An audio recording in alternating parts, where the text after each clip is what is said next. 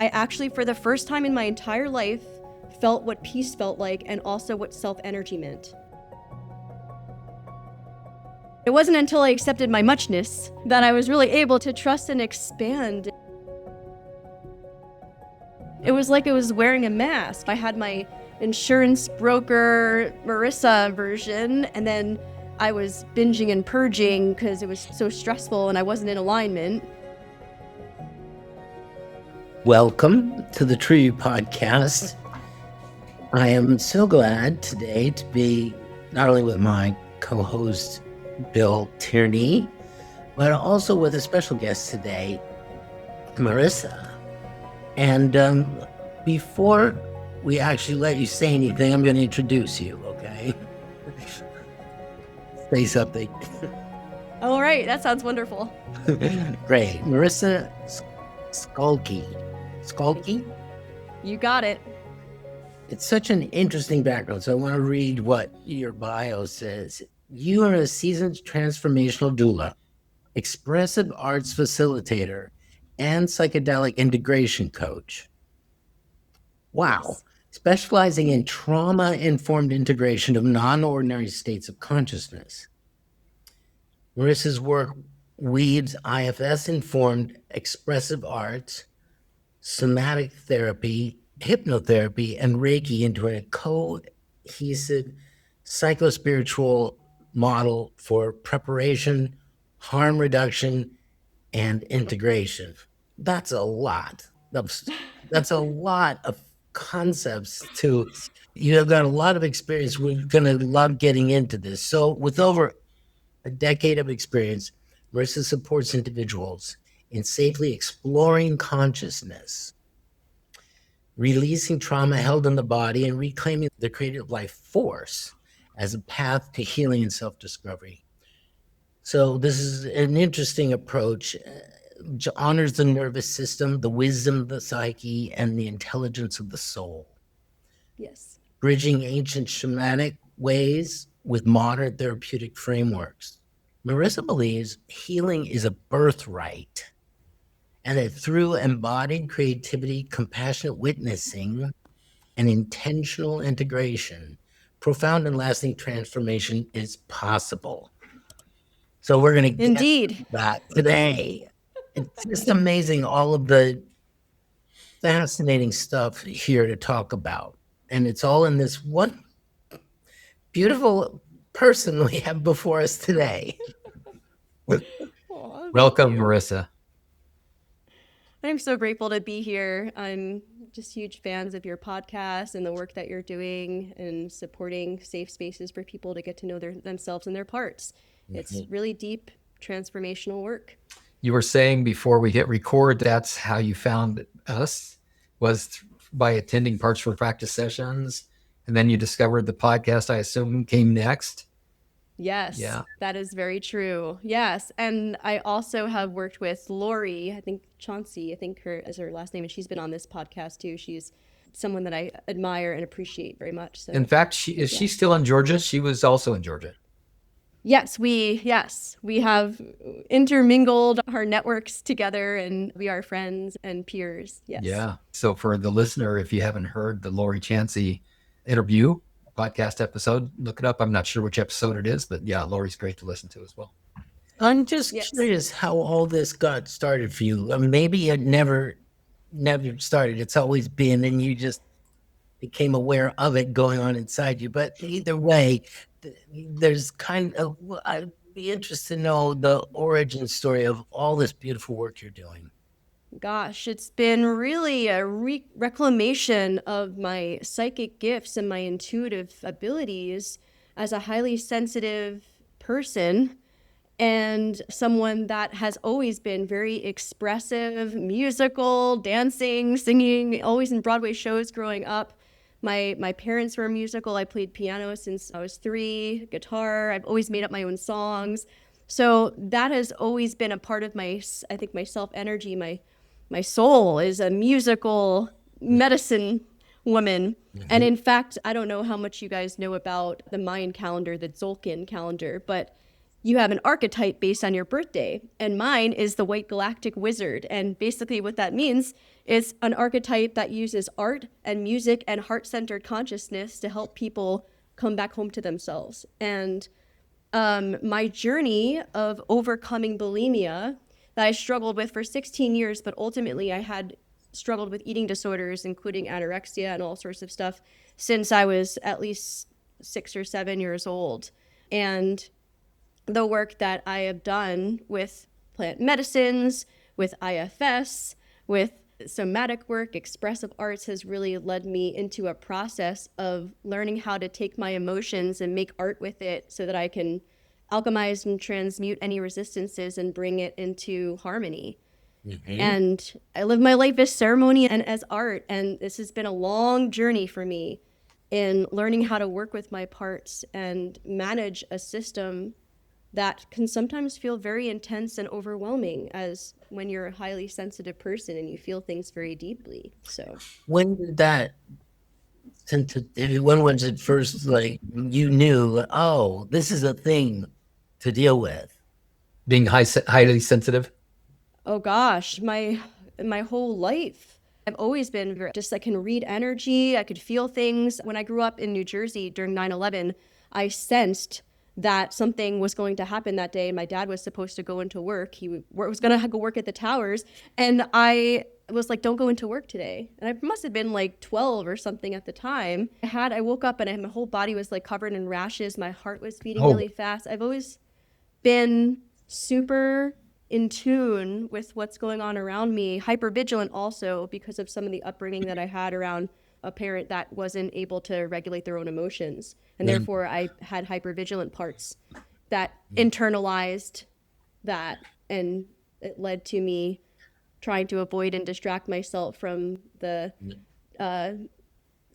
shame that I felt around being too much or not being enough. And that's like the core wounds that I've been making into my art and helping other people, like these core, making songs for helping them create songs for their soul so that they can rewire their relationship by using a creative means. But yeah, it's been quite a journey, and I have learned a lot through experiential means. Oh yeah, clearly it's been your experience. No, I just wondered if there was a point at which, like, oh, I'm not like others. I have a gift or something to be ashamed of. Was there a moment when you realized, oh, I'm different? Yeah, I think I've always been the black sheep of my family, like extra expressive, just to the beat of my own drum. I'm definitely the only one in my family that works with psychedelics. Mm-hmm. And I actually was an assistant vice president at an insurance brokerage for 12 years. And I quit. I was doing my healing work part-time. In the context of this conversation, that sounds psychedelic. I know, it does. It was like I was wearing a mask. I had my insurance broker Marissa version, and then I was binging and purging because it was so stressful and I wasn't in alignment. And then when I finally got to a point where my body was breaking down and I was on the debt, like I was about to die. I was so sick that I was about to die. And I took a 3-month sabbatical. I went to Mexico. I worked with a medicine called Iboga and Ibogaine. And I actually, for the first time in my entire life, felt what peace felt like and also what self-energy meant. And it changed my entire life. And I quit my corporate job. I went full-time with my healing work and I never looked back. Can we slow that down? So you're dying. Did you know you were dying? Yes, my adrenals had shut down. I was about to have surgery on my bladder. My hair was falling out. I was highly emotionally and energetically not very stabilized, very depressed, incredibly anxious. Mm-hmm. And how did you find your way to Mexico and this Iboga? I had been working with different types of plant medicine since 2009 and in touch with different shamans and medicine people that were guiding me. I had an incredible level of intellectualization and awareness about my patterns, but somatically, nervous system wise, I was stuck. And I had heard that Iboga was a medicine that could rewire your dopamine receptors. and also rewire your central nervous system. And it gave you a 90-day window after your Iboga flood to be able to restart your whole life, basically, and reset all your patterns. And I had an EKG and a full blood panel because it's serious medicine. 1 in 400 people die on a microdose. So I risked my life and I did this medicine. It was my last hope because I had tried the therapy. I had tried all sorts of different, I had hypnotherapy, Reiki, I had tried everything. I had probably done at least 15 years of talk therapy, EMDR, like all the things, all the plant, psilocybin, MDMA, like all the medicines except for this one. And when I went out there, I felt like I had a reset. And I took that opportunity to change everything in my life and treat my life like I was starting over. And I was going to live my life without fear and in alignment with my higher self and from a grounded, clear, integrity place. Mm-hmm. And that's still my mantra. That intention that you just described, did that come before the Iboga or after and with the assistance of that? Okay, so you've got a clear slate now. Yes. Clean slate. Yes. And from that clean slate, you have the ability to set an intention. And you and I and Marty too, and many of our listeners understand what self-energy is. Would you say that was a self-energized choice? 100%, yes. Yeah. Yes. I want to acknowledge your bravery, your courage, right? When you tried all these things and life was hard in a lot of ways and things were falling apart, and 1 in 400 people even die of this, and you went like, whoa, what a brave girl you are. Thank you. It sounds like you didn't have much to lose, though, too. I don't mean to discount courage. No, I agree with Marty. I was willing to take the chance, and if I died, then I died. It was scary for sure, but there's that quote by Anais Nin, right? There's like only so much you can take in terms of staying the same before you break out of your shell. Yeah. And I was fighting myself for a really long time, and it was tiring. And so I have so much compassion when I work with other people with IFS and all these different modalities, because I've actually been to this place of the underworld where I know what it's like to have a divorce. I know what it's like to almost lose everything. I know what it's like to not be in alignment. And I also know what it's like to feel hopeful and connected and in integrity and in alignment. And I have embodied experience, and I also clinical and professional training that also supports that growth for me, so that I can be a clear channel and hold space for others without transference and countertransference and whatnot. Back to the Mayan calendar. Know the archetypes under which I was born and what, and start to explore that and see where that takes. Oh my gosh, she would love it. It's okay. lawoftime.org/decode, and you could put your birthday in, and it gives you a color and a tone and an archetype. So you might be white or blue or red or yellow, and you have a tone. So each tone, each number corresponds with a different energy. So for me, galactic is the number 8, which is less like this infinite timelessness, endlessness energy of infinity. And that's the energy of what I bring, is this infinite, enchanting energy of positive possibilities that inspire and activate other people. But it wasn't until I accepted my muchness that I was really able to trust and expand, and knowing that I was going to trigger people with how big of an energy I am and what I can. There's going to be some people that I rub the wrong way, and then there's going to be some people that feel inspired, and some people that feel threatened and triggered by it. And you claimed your muchness, and some people interpreted that as too muchness, and you accept that too. I was just in a conversation with a client 15 minutes before we signed on to record this episode, where we had a similar conversation, certainly not the same language to describe the conversation, but at the essence, the conversation was about how draining it is to try to be someone who you're not. Oh, yes, 100%. You said that you had been fighting yourself for a long time. So let's Yes. go ahead and speak some IFS here. What parts were in conflict?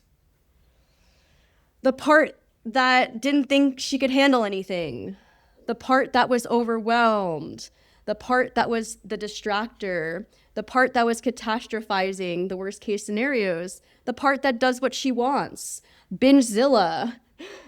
You have a list of the parts part- you're referring to? You keep looking down. Yes. You do? I have a. Okay. I was prepared for this interview. Yeah. Yeah. None of these parts, all these are just parts of my system that I'm sure other people have too, like the perfectionist and the taskmaster and like the intellectualizer. But I have really fun, creative ways of working with them and I make songs for them. Each part has a song. Oh, really? And when I sing, oh yeah. And when I sing the song, they soften back and they're like, oh, okay, so my you hear song. me and you see me. She's singing my song. She's singing my song. That's great.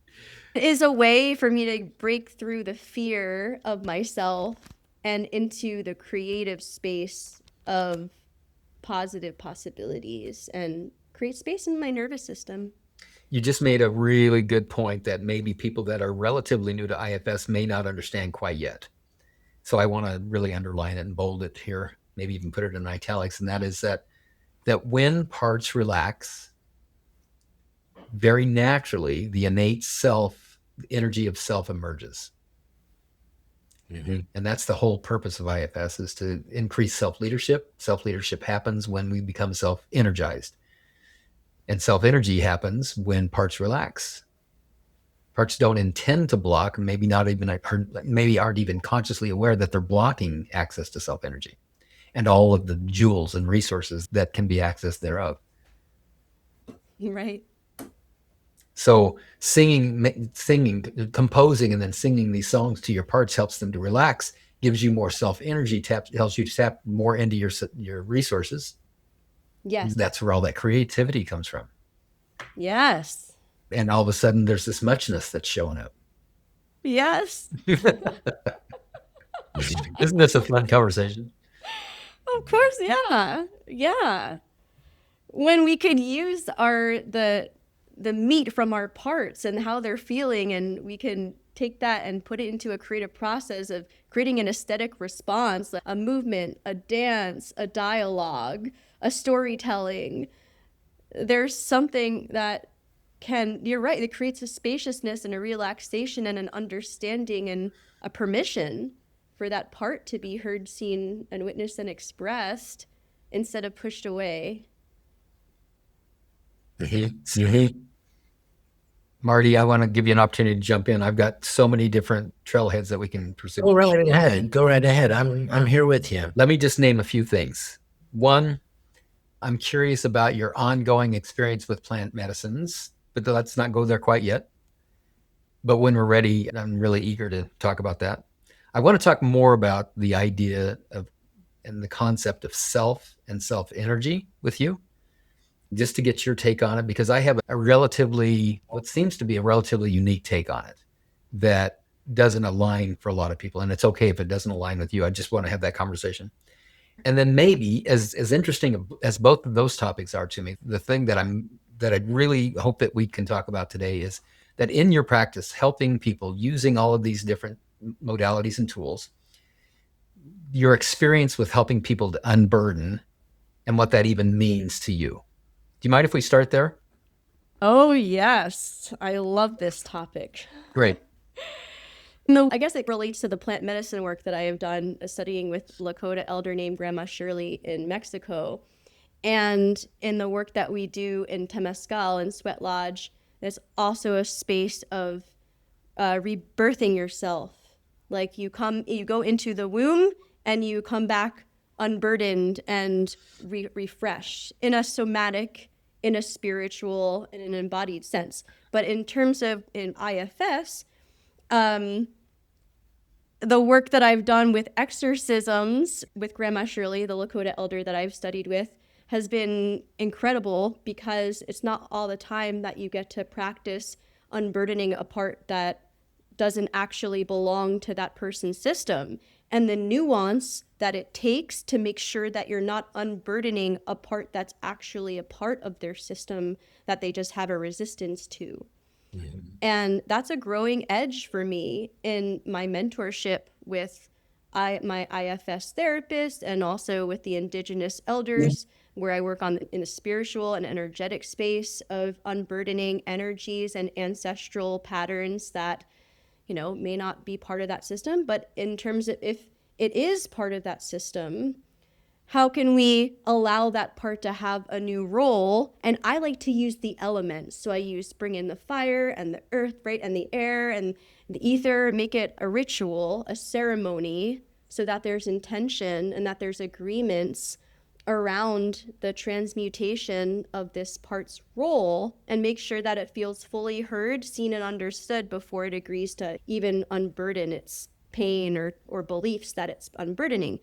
And the creative process of visualization, and I always like to make it real for the client. So we go and we dig out a hole, and we're unburdening. In that digging of the hole, we're unburdening the limiting belief, and then we actually plant a seed of the qualities that they want that part to have, and they do it at the same time that they're unburdening the process. So it's like a process of actually planting a new seed for that person to water and nourish, and how that relates to the natural cycle of our connection with the earth, and how the earth unburdens, and how the earth regulates and alchemizes. And there's just a spiritual, energetic, and emotional piece that goes along with the unburdening process.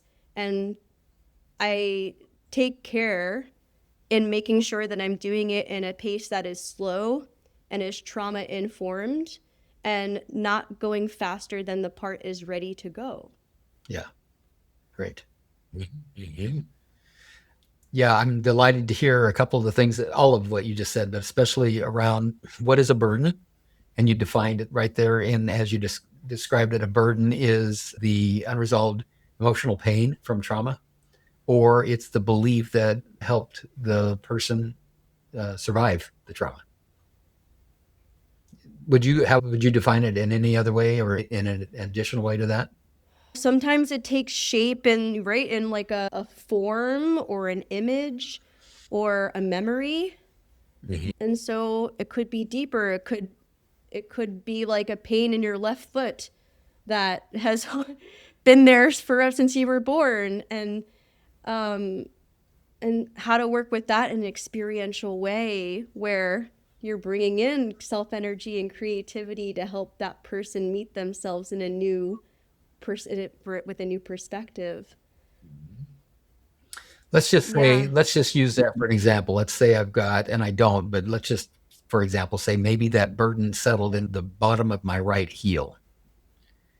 So how would you work with that to unburden? Well, I would first ask if the right heel is open to me connecting with it today, and I would ask for permission first. So from that, you're assuming that the pain in the left heel is actually the domicile of the part.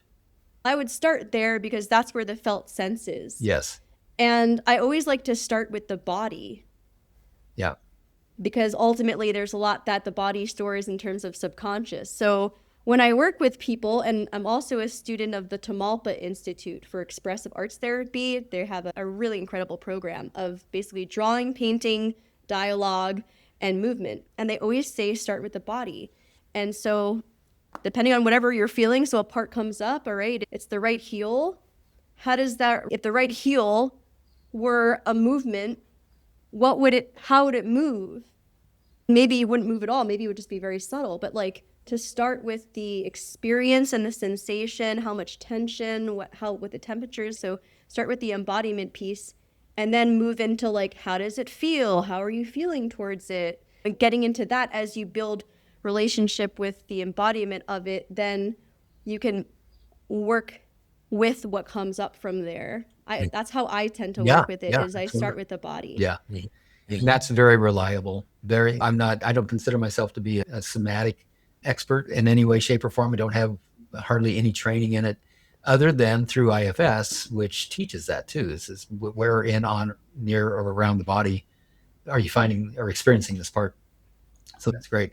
And I love how you are really diving in and looking at all the different facets of the experience of the physicality of it. Yeah. Yeah. Yeah. And within that, we find a connection with the part, and now we can have a conversation. Yes. And then we can have a conversation, and maybe that conversation is, maybe that person's going to draw that part on a piece of paper. And maybe there's a title for that drawing. And now that maybe there's a story behind that drawing, and maybe that they are writing the story of that part's experience. Mm-hmm. And now we're going to act it out together. And I'm going to play the part of self energy, and you're going to play the part of the foot, and then we'll switch roles. Nice. Gosh, I love this. This is great. I would love to have an experience like that. It's fantastic. Okay. Anything else you want to say? And let me just move over to Marty. Marty, not trained in the IFS model, has learned, I think, a lot from me in the conversations that we've had. But how's this conversation flowing for you as you're hearing Marissa and I talking about on these IFS terms? It is flowing. Okay. Anything you want to ask or add? What I'm thinking about and wondering, what if you've got you're working with somebody who's, well, I don't draw. I don't know how to write music. Where do we go then? I love that question. Thank you. I work with where they're at, first of all, and I never push somebody further than where I think that their growing edge is. Mm-hmm. So there's like a lot of times I have male clients come to me and they're not necessarily comfortable with dancing, or even just the word dancing might make their nervous systems start to get a little hypervigilant. And so we can start with a practice called nonlinear movement method, which is a practice developed by Michaela Boehm, and it's done for people in wheelchairs, for anybody. It's typically done on hands and knees with the eyes closed and with an eye mask. And so you're just moving your spine, literally. And it's a really safe, easy space for someone to start with movement. Again, no one's looking at you. You've got an eye mask. Like, it's done on hands and knees. So you could do it very subtly, but I think it gives people, in terms of if they're new to movement, that might feel safe. Also, I had them start with taking their opposite hand. If they're not into drawing, they're going to draw with their opposite hand anyway. So this is not about it being so good. It is about getting into a different part of your brain so that you can access your subconscious mind. I also had them do bilateral drawing, so they're using both hands, so in that way they're synchronizing both hemispheres of their brain. Again, neuroplasticity, that's what I'm here for. Is that embodied felt sense of shift and change that you can get through literally changing things up in a very somatic, experiential way. It's so interesting, yeah, because I work with mostly people in offices, and it's about their work, usually, not always, and so I can expand on some very simple things that I've done. Did such a simple thing as have them stand up and stretch. And when they sit back down, there's so much more self-energy possible. And I can and so given what you said, the movement of the spine, the what was the other word you used? Like getting into the other ways of feeling themselves, like that helps me very much to know, okay, I can expand a little bit on the simple things that I've done and get them more aware of what's going on. And then when they sit back down and I ask them questions, it's amazing how much more is available to them. So thank you. That's very helpful. Are you looking for a way to apply IFS in your everyday life? The Compassionate Results Guidebook can help. It blends IFS with coaching to help you work with your parts, make self-led choices, and live in the world authentically. You can order your copy on Amazon or learn more at compassionateresultsguidebook.com. Now back to the episode. Yes, thanks for the question. I always love that question. Because people come, they're like, I'm not an artist. And everyone's an artist. There's someone that's coming to me that has an incredible level of anxiety, a lot of anxious parts. They're often creatives that their creativity has gotten constipated and they need help getting unstuck. And that's where I'm help. I'm also dying to go to my piano and write music for all my parts now.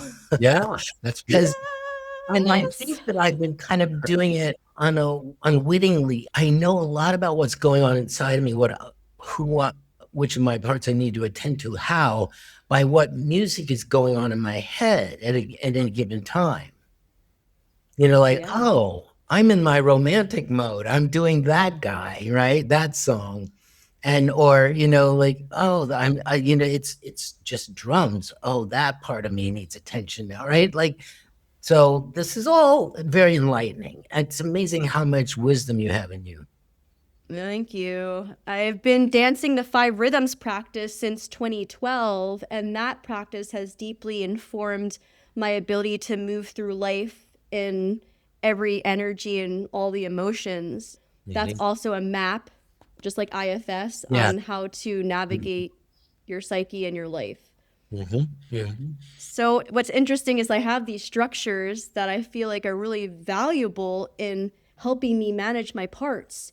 But I have these really intense parts that are very loud, and they like to express themselves, and finding ways to do that by using creativity instead of self-destruction. Otherwise they self-destruct if they don't express, because it can be because I feel things intensely. Yeah, I've had to find ways to contain a safe container for my parts to express themselves. Yeah.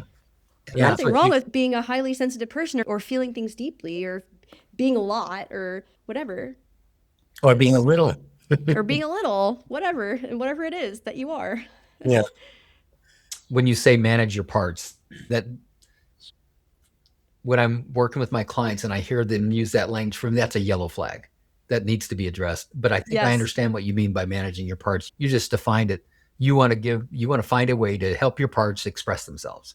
And that's Yes. Yeah, because it gets really sneaky because I have helper parts too that think that they need to help manage the parts that aren't in line or whatever. So I hear when you say the yellow flag, I completely get what you're saying.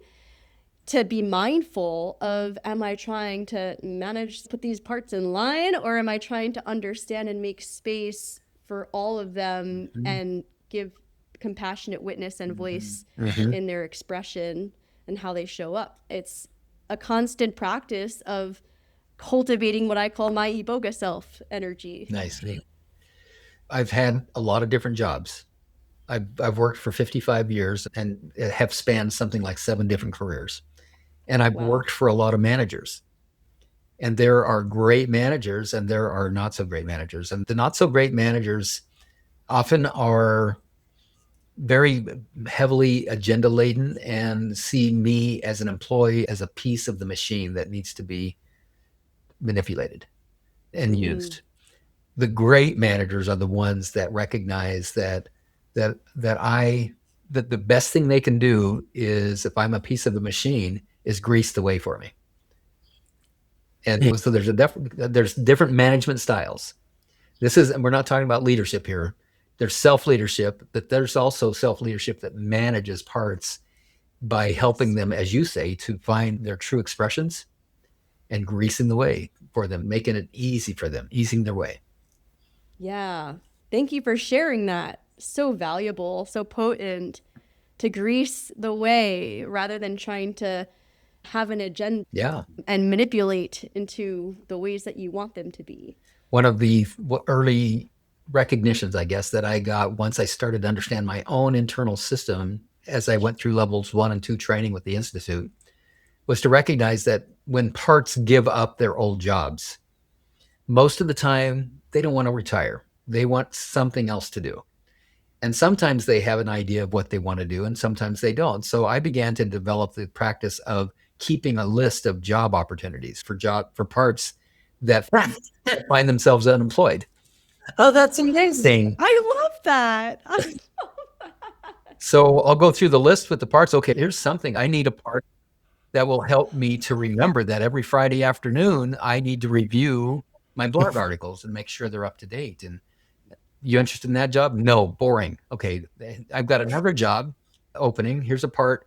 I need a part that will help me to remember that I'm married and that I need to connect with my wife every once in a while, and that I can't stay completely buried in my work. Are you interested in that job? And the partner might say, yeah, it sounds interesting, but I'm not sure how I can do that. Okay, we're going to need some on-the-job training then. Cool, great. So that's how I work with my own system. That is neat. Thank you for sharing. That's so inspiring. Yeah, most parts don't want to remain dormant. I have other parts that want to just say, okay, I'm done. I'm just going to integrate into your whole system. And if you need me, let me know. But then I don't ever hear from them again. After that, they just completely integrated, and they are truly part of who I am. And if they're specializing at all, I don't know that until they actually show up in some specialized way. And then a part that I might have worked with 5 years ago shows up again in a new role. Totally. Yeah. I've had that experience as well when my part that likes to distract me and with food and cookies, it now yawns to distract me. So okay. it still takes over the whole system and stops me from whatever is going on, but it's changed its found a way protecting my system. It's found a way. It's found a way that is more aligned with current reality. Yes. Yeah. Cool. How we doing for time? We got some time, don't we? I'm very curious about the topic you mentioned about the self itself. Because I think a lot of people have a view of what self is and how to talk about it. And so I think that would be a worthwhile thing to get into. Great. Yeah. So let's just let you say whatever you'd like to say about that, Marissa, unless you need to hear from me or Marty about it first. When I feel into self energy, it's the part of me that channels the songs from the divine and that are super catchy and get stuck in your head, and it's grounded and clear and fearless and like more neutral, like observing, and it's like my archetype of the white, like kind of the white galactic wizard. She doesn't rush for anyone. She doesn't need to worry about anything, so she doesn't have to be anxious because she trusts life, because she's divinely connected. It's this energy of total trust, integrity, presence, where I don't feel like I have to run away or avoid. I feel settled in my nervous system. I feel really like just open, heart-centered. You're describing as self energy, and I love that. I love that what you're describing is your experience. Talking about the concept or theory that explains that experience, which I think is self.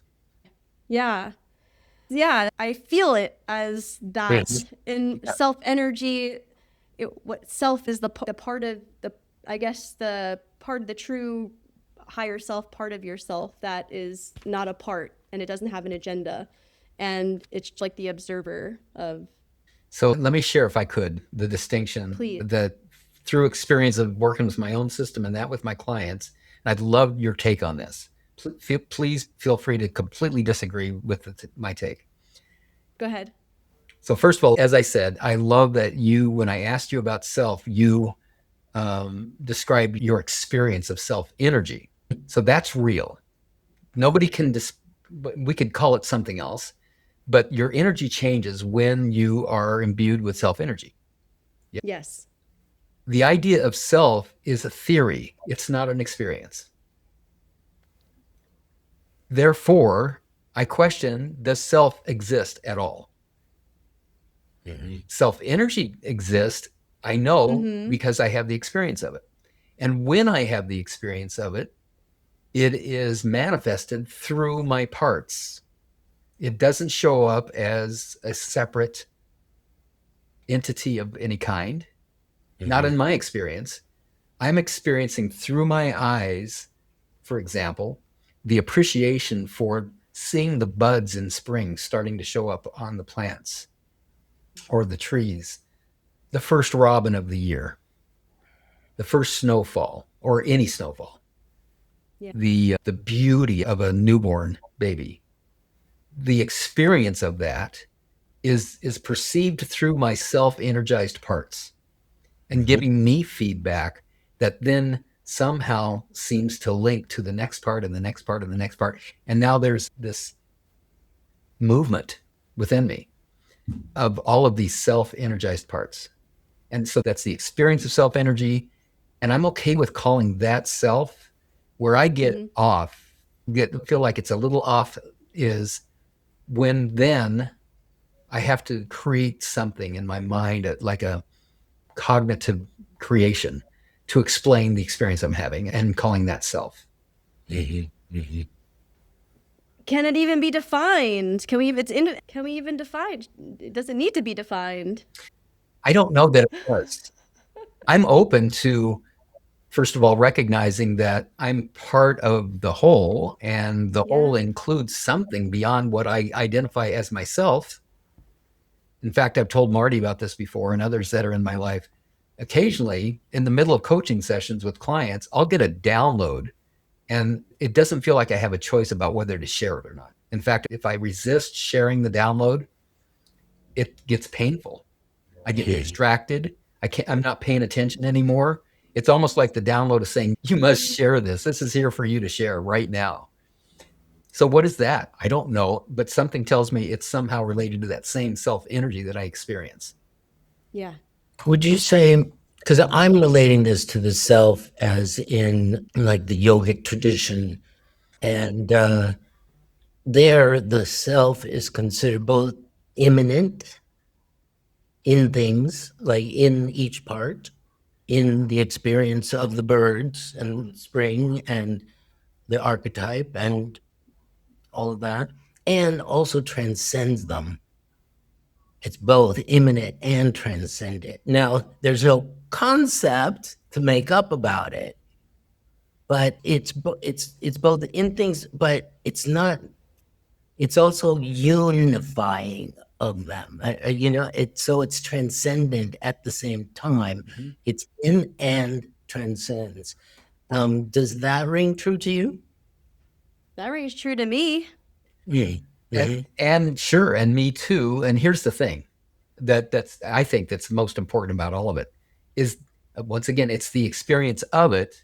And I am drawn to have more and more of that experience. And the irony, is it the irony? Yeah, let's say it that way, is that in order to have more experience of it, I need to be willing to have less experience of it. In other words, I need to be able to just blend in and lean into those parts of me that are cut off from it. Mm-hmm. Yeah. Mm-hmm. Yeah.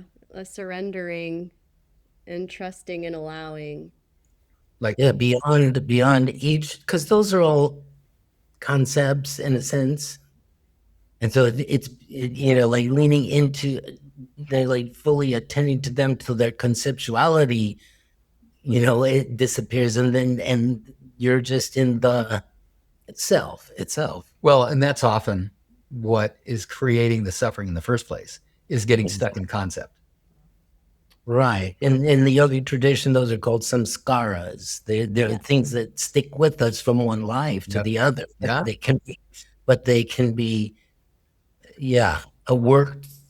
Yeah, they can be integrated. They can be better integrated. It reminds me of when oftentimes people want to do psychedelic work so that they could blast through their egos and be one with everything. And it doesn't always work that way, because your psyche will only let you go as far as you've done the work to meet your parts, because you can't break through what your psyche won't let you break through. So psychedelic integration facilitator or coach. That's part of your bio.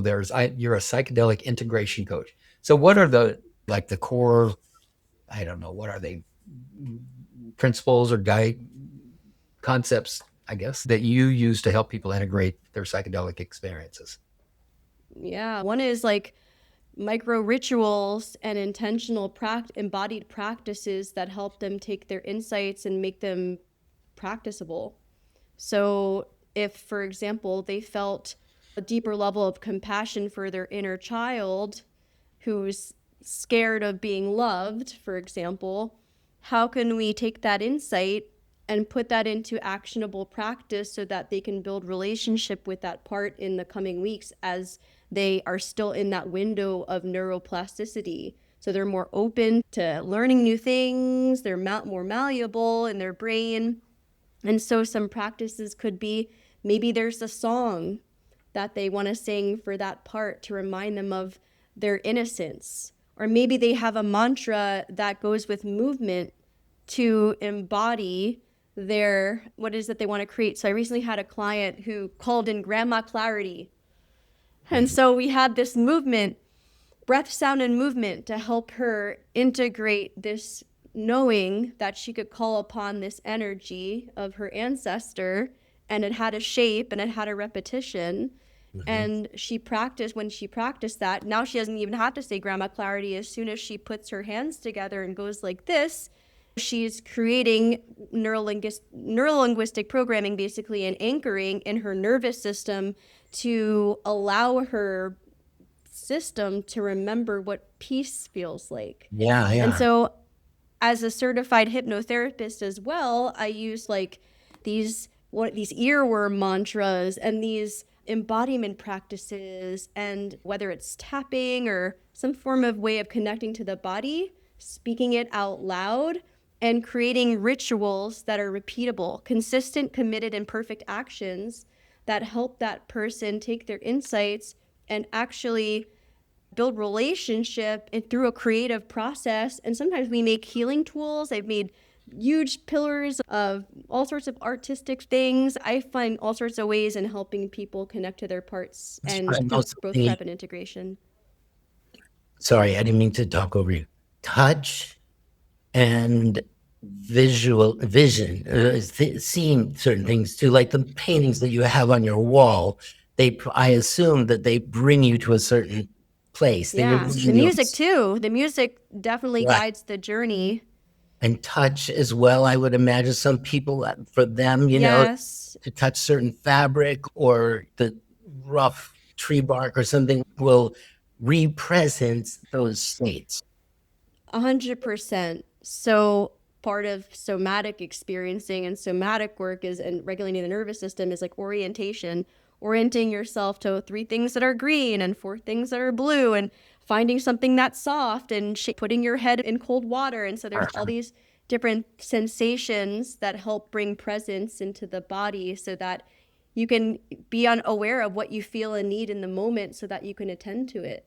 But it takes a slowing down, and it takes a trusting that it's safe to slow down, which is where the preparation and nervous system work that I do with clients before psychedelic experiences sets them up for success. Got it. I know that we have to wind down soon, unfortunately. How can people get in touch with you if they'd like to talk with you more? Yeah, so I am huge on community. I have a bi-weekly group call that's every other Monday at 6 p.m. Eastern time over Zoom. And it's called the Resource and Support Group Call in the Entheo space. So it's a safe space to talk about, learn and share about psychedelics, ask questions. Also just a place to share on what's on your heart and mind. Sometimes we do IFS prompts and things like that for prep and integration.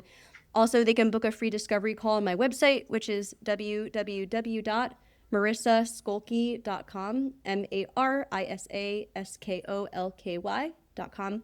And my business is Beyond Limits Expressive Arts Therapy. So I offer both psychedelic prep and integration work as well as expressive arts therapy, dementia, adult daycare support, and also I support women and girls that have been sex trafficked and sexually abused and find creative ways to make their trauma their art. So I'm affiliated with so different types of nonprofits that employ me to help them with that. So Thank you. I'm all over the place. You are. Your muchness. My muchness. Free discovery calls, though, so people can see if my work is right for them on my website. And they can set that up by going to your website at marisaskolky.com. Yeah, it's free 45 minutes, and I make it long so that I can get a deep understanding for where they're at and what they've already tried. Because most of the time, people are coming to me because they've tried everything, and they are at a point of major transition. They've lost their job, or they're changing careers, or they've gotten divorced, or they're so tired of fighting themselves, they're exhausted, their nervous systems are dysregulated, and they're ready for something totally different. You mentioned a bi-weekly group. I don't see the link here for that. How does that? That's under, so I can also put that in the chat as well. And also if they go to my website under group classes, they'll be able to find that as well. Okay, that's all we need then. Good. Yeah. Okay, wow. I so appreciate that you reached out and told us that you wanted to be a guest. And what a pleasant surprise it is to have you here. Surprised only because I hadn't met you before and didn't quite know what to expect. Frankly, when I read some of the things that were on the bio that you sent over, I thought, oh boy, here we go. And everything that I've heard you say, it just fills me up. It just delights me that you're doing all of these things. And I want to acknowledge you for, boy, the investment, the deep investment from the risk of 1 in 400 dying with this plant medicine that you took to clearly your investment of time, energy, money, effort into expanding your awareness and your toolbox for being able to help others. What a generous heart you have. Thank you. I receive. Great. Yeah. Thank you for your muchness. Thank you for creating a safe space for us to connect and share honestly, vulnerably, and openly. It's such a pleasure. Both of your energies feel really nourishing and feel safe to my nervous system. And I'm grateful that there are incredible men that are doing this work, that are creating safe spaces for others and helping them, empower them to tune into their hearts. Yeah. We're on the leading edge, aren't we? All of us. Yes. Okay. Thanks again, Marissa. Stay in touch. Thank you with you. So much. Thanks. What a great Pleasure. We appreciate who you are, that you would be listening to this podcast, and want to acknowledge all those parts of you that yearn for the experience of the true you. If you like this episode, click like, share it with others, and be sure to subscribe. Listen again next week for the newest episode. Check show notes for a transcript and a link to resources, including a link to let us know if you'd like to be a guest on our podcast. Thank you for listening and going on this journey with us back to the true you.